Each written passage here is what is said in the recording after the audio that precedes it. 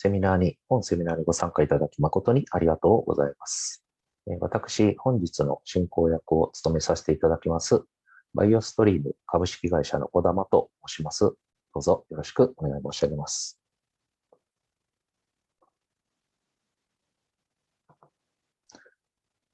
こちらが本日のセミナーの内容となります。オープニングで弊社バイオストリームの紹介を簡単にさせていただきます。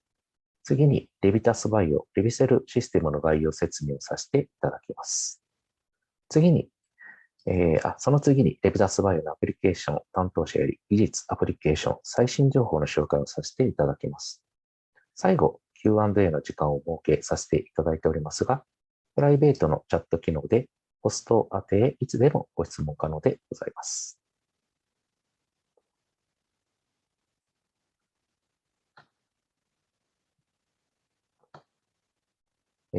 それではまず、弊社バイオストリームについて簡単に紹介をさせていただきます。弊社ですが、2016年に設立した会社となります。海外の最新技術や独自技術を備えたバイオ研究関連の装置、試薬を扱う輸入商社となります。現在、装置をメインとした6メーカー、主薬、受託の6メーカーの計12メーカーの製品を取り扱っております。それでは、LevitasBio LeviCellシステムの概要を紹介させていただきます。紹介の方は私、バイオストリームのセールス小玉より実施させていただきます。まず、LeviCellが開発された背景となりますが、細胞実験を成功させる一つの重要な要素として、品質の良い細胞をできるだけ多く用意するということが挙げられるかと思います。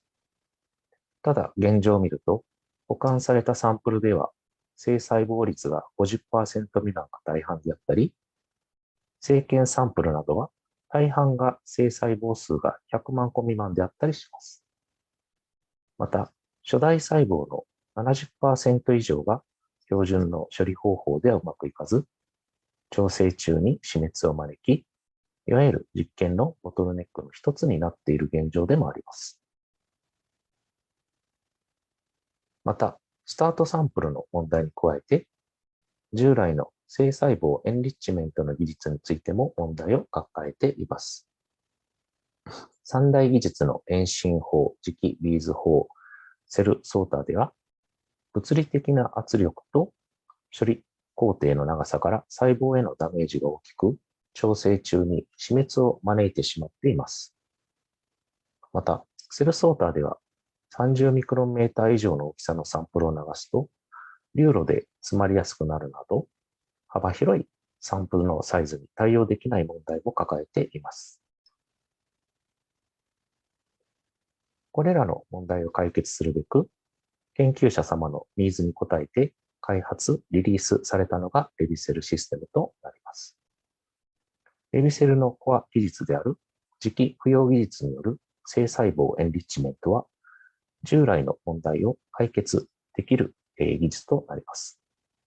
技術の概要ですが、細胞がもともと持つ磁性と密度の違いにより、溶液中で細胞が浮揚する高さが異なることを利用して、ラベルフリー等の必要なく分離を行っていくものとなります。図でご説明させていただきますと、カートリッジと呼んでいる分離、回収を行う消耗品ですが、こちらにマイクロ流路が備わっております。分離はこの部分の流路で行い、こちらの U の字の部分から流路が2つに分かれており、2つに分離されたサンプルが、こちらのウェルにそれぞれ回収をされます。分離、回収の流れですが、細胞と任意の培養液、磁気勾配を形成する試薬をミックスして、こちらのウェルよりマニュアルで注入を行います。この時、サンプルへのラベル等は不要です。カートリッジの流路は装置の中で上下マグネットで挟まれる形になり、生細胞と子細胞は磁性と密度の違いにより、図のように付与する高さが異なり上下に分離をします。分離後、2つの流路に分かれた U の字の部分に空気圧で穏やかに双液をして、上部の正細胞はこちらに、下部の非細胞はこちらのウェルに回収されます。先ほどの分離回収の流れをアニメでお示しします。マイクロ流路の中で、正細胞、視細胞で付与する高さの違いを利用して分離を行います。細胞死が起こると、磁性を持たなくなると、膜透過性により、多くの付与バッファーが視細胞に浸透して、正細胞より付与しにくくなります。それぞれの細胞が一定の付与項にとどまる時間を標準で20分待ちます。付与項の平行化を行った後、上部と下部に分離された細胞を穏やかな空気圧で上下2本に異なる流路へ双液を行い、回収ウェルまで双液して、最後ピペッターで回収を行います。実際のワークフローをまとめたものになります。細胞懸濁液を準備して、カートリッジを装置にセットして、サンプルをカートリッジのインプットウェルにピペッターでマニュアル運注します。その後、マイクロ流路の分離部分へ双液を行い、分離時間を20分待ち、回収ウェルへ双液を行います。このように3ステップの非常にシンプルなフローとなっております。このスライドでは、従来技術のセルソーターと磁気ビーズ法のワークフローをLeviCellのフローと比較したものになります。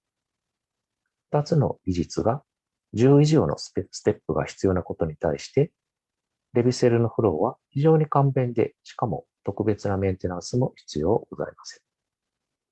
細胞にも研究者様にもストレスフリーなワークフローとなっております。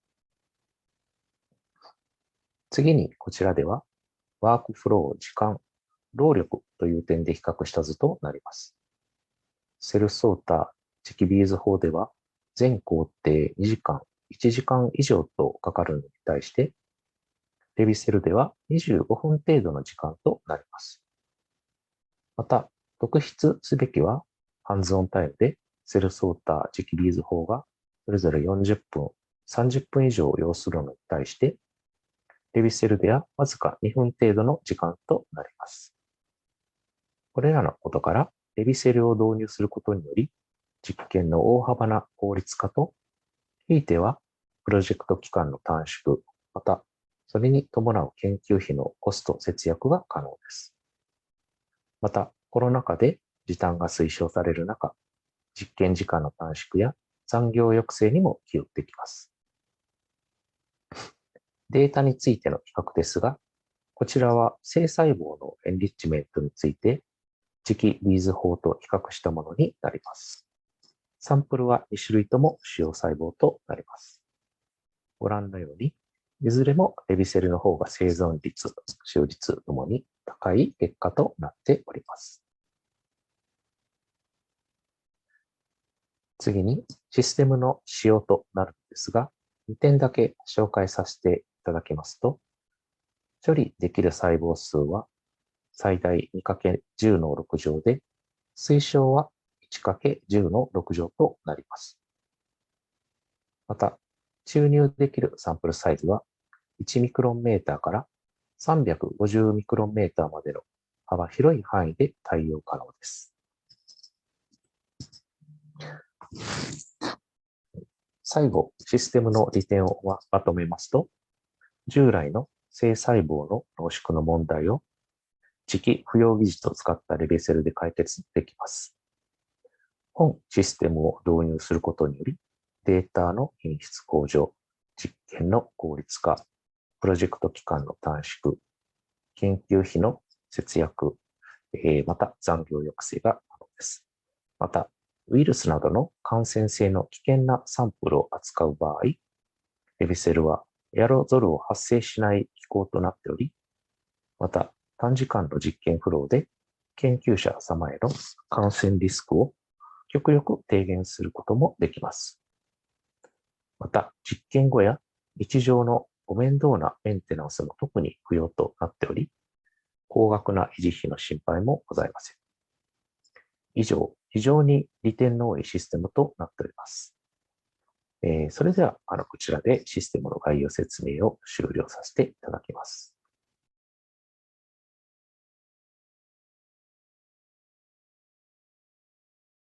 And I apologize for the background noise, but let's get going. So LevitasBio is trying to address the problem of sample preparation. And I'll tell you again how the technology works. Yoshi-san nicely showed us already, but I will tell you again. And then I'll give you some examples of how it's being applied. So we're trying to address the problem that you see here, where we have a bunch of different sample types with all different features, and we need to process those into single cells to analyze them on some downstream analytical workflow. And it causes a lot of issues, and people often lose their samples, lose time and money, and are using different tools, and sometimes the cells also change in the process. So there are many different types of starting materials, some of them very challenging, and there are many applications where good quality material is very important to the downstream process. So levitation technology is trying to address these problems. We are using a piece of equipment that has a very seamless workflow, 3 steps with a 20-minute time for processing the sample. We don't use labels, and the process is very stress-free on the cells. And this helps you to get better viability from your cells and better data quality at the end of the process. So we are trying to address samples that are low viability. So 50% of the cells or fewer are alive in the sample. And that's really common in tumors and other types of disease tissues. We also can address samples that don't have that many cells to begin with. So starting from low numbers of cells, and also cells that are a sensitive cell type. So they might have different genes changed by the process of handling them. And this is another area where we can help. So we've already heard an explanation of the technology. We start with a single cell suspension. We put it into the system and it's exposed to a magnetic field. And this allows the cells to separate, basically separating the live cells from the rest of the dead cells and debris. Inside the machine, the cells are in a solution that is responding to the magnetic field. And a cell is basically being acted on by the magnetic field and the force of the reagent that's in the solution that's reacting to that magnetic field. They're also being acted upon by the buoyancy of the displaced fluid, and then the weight of gravity pulling down on the cell. So all of these things have to find an equilibrium, and this is based on the density of the cell. And that's what we call the equilibrium levitation height. What we can do inside this with this technology is to separate live cells from dead cells. And we do that by exposing them to the magnetic field, and the live cells will find their levitation position based on their density. And the dead cells will take up the liquid because their cell membrane is open, and they will sink further down into the compartment. And also the debris will also go with that. So we can then separate the two groups in the system. So this is a video of that process where you can see the cells, the live cells forming a band at the top of the cartridge, and then the dead cells are sinking down towards the bottom of the cartridge, and we get a very nice separation between the two populations, which we then can collect the top fraction and separate it from the bottom fraction or the material that we don't want. So this process is very quick. It can take only 20 minutes, and it is done in 3 pipetting steps. So it's extremely easy to use this technology. I want to give you a little bit of examples about how people are using this technology and how it's helping them with their research. So one of the main areas we can apply this is in sequencing preparation, and that is to get better quality single cells into the library preparation workflow. So in this study, we did a comparison of cells harvested from a bladder cancer sample. We created single cell suspensions, and then we put some of those cells onto the LeviCell for the enrichment and compared that to cells that were not enriched at all. We put the same number of cells into the 10x library preparation workflow, and then we analyzed the data after sequencing with the Ranger software from 10x. And what we see is that even given the same number of reads on average for each sample, which was approximately 500 million, we see a large increase in the number of cells that pass the QC metrics in the early stage and late stage comparisons to the unenriched sample. We see the biggest jump in the early stage sample, which gave us 3 times more cells to work with. The other thing that we saw was that the median number of genes that we detected in the early stage also tripled. So we had many more genes per cell on average when we did enrichment as compared to no enrichment. And this is probably because we just have more live cells going into the workflow, and this improves the data quality on the other side. You can also see this in this t-SNE projection of the early stage sample, where the top projection is no enrichment and the bottom projection shows the enriched sample. And we detect several more clusters or phenotypes in the bottom example. So the increased gene expression that we detected resulted in detecting more populations in the sequencing data. We can also enrich for specific cell populations and improve the quality of that or purity of that population. This is an example of enrichment of mouse microglia from whole mouse brain. So we are doing a couple of steps upstream of the actual LeviCell to isolate the microglia. And once we have those cells isolated, we can then enrich them for the live cell compartment on the LeviCell.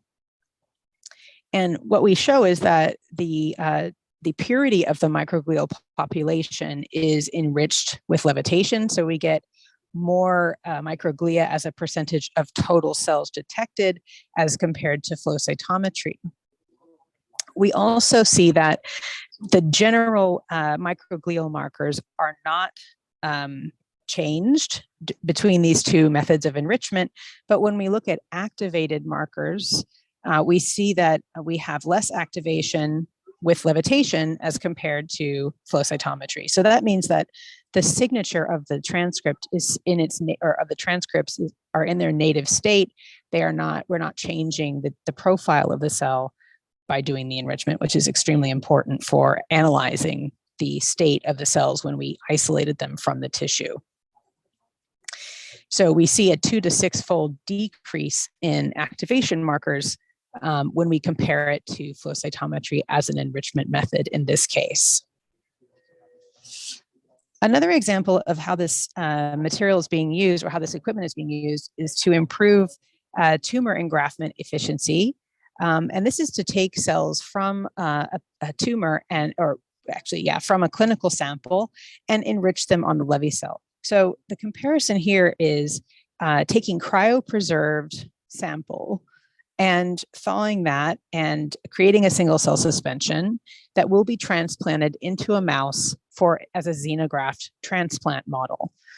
In this example, we did a comparison of no enrichment, where we had to transplant 1 to 2 million cells at 50% viability after cryopreservation into the mouse. And then we did an enrichment on the LeviCell, and here we could transplant only 100,000 cells at 90% viability. So the quality of the cell sample is much higher in the second example, which allows us to transplant fewer cells. We had a 2-fold reduction in the time to engraftment with this technique. So normally it takes 10 weeks for the graft to take or grow and be detectable. And in this case, we reduce that to 5 weeks. So it's speeding up the process of creating the xenograft tumor.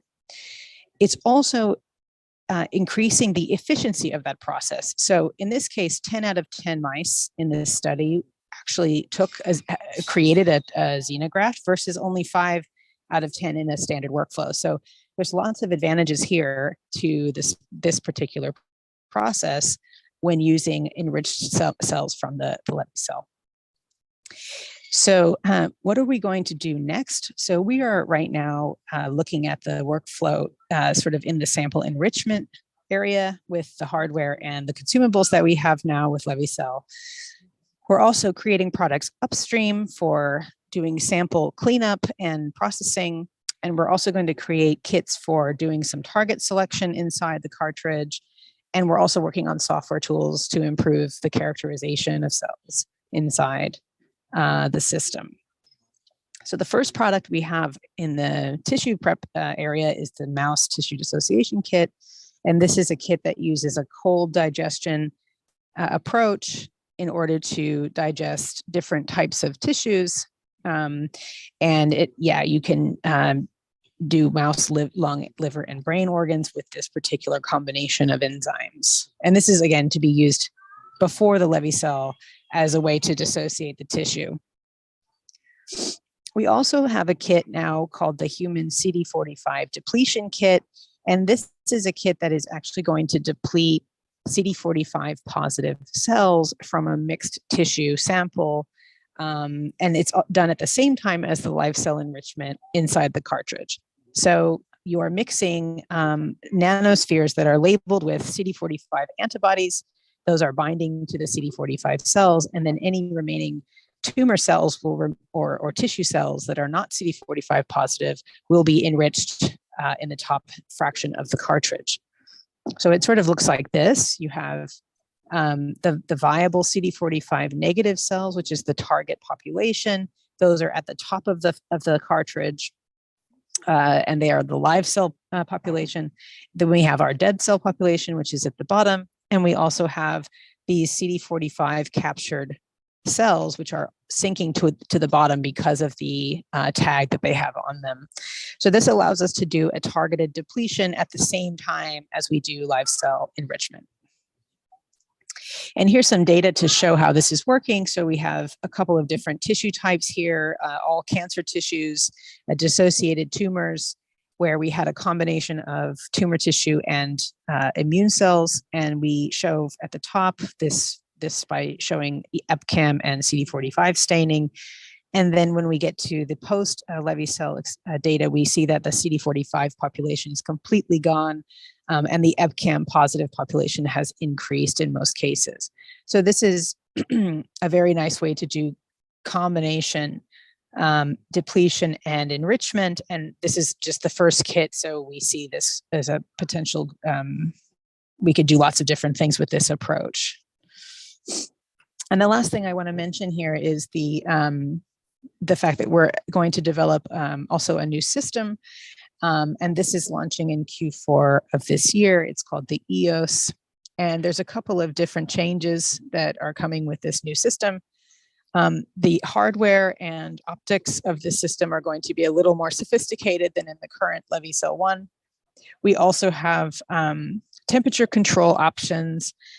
We have interchangeable core where we can change the specific magnet configuration that's in the system. We also have a different cartridge, which is higher throughput, so it will be able to process 4 samples in parallel in comparison to the current system, which has a single sample at a time cartridge. And we also will have new software, which will have characterization tools and other features to go with it. So that's the end of my presentation. I want to thank you. And again, I apologize for the background noise.